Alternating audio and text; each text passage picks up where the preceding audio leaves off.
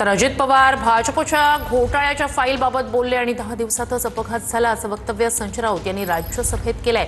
अजित पवारांच्या विमान अपघाताची चौकशी व्हायला हवी अशी मागणीही राऊतांनी केली आहे। अजित पवार के ऊपर 70,000 करोड़ के सिंचाई घोटाले का आरोप किया था आपकी सरकार ने। 15 जनवरी को अजित पवार जी ने एक बयान दिया था।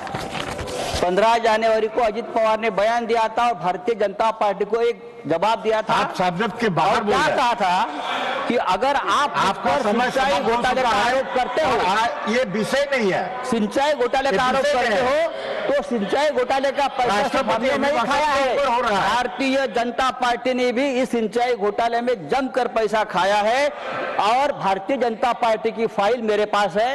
ये अजित पवार का बयान 15 जनवरी को आया है और उसके बाद 10 दिन बाद अजित पवार की विमान दुर्घटना में मौत होती है। उसकी जांच होनी चाहिए और ये जांच इस तरह से होनी चाहिए, एक इंडिपेंडेंट ज्युडिशियल इंक्वायरी होनी चाहिए। संजय राऊत यांनी राज्यसभेमध्ये मगाशी असं म्हटलं की अजितदादांकडे भाजपची सिंचन घोटाळ्याची फाईल होती। मी तरी हे तुमच्याकडून पहिल्यांदाच ऐकतो आहे। पूर्वी कुठे काही मीडियामध्ये असं आलं हे मला काही कल्पना नाही। आणि अजितदादा आणि मुख्यमंत्री आणि शिंदे सुद्धा हे तिघे जे अतिशय एकमतानं राज्यकारभार चालवत होते, त्याच्यामुळे एकमेकापासून लपून ठेवून असं काय ते कोण काय करेल असं मला तरी काय वाटत नाही।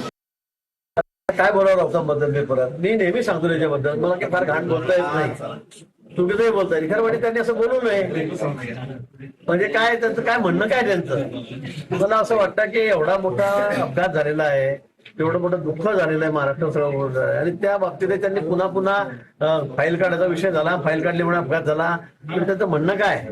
मला वाटतं कृपा करून त्यांनी असं बोलू नये, या बाबतीत तरी बोलू नये, अपघाताच्या बाबतीत तरी बोलू नये।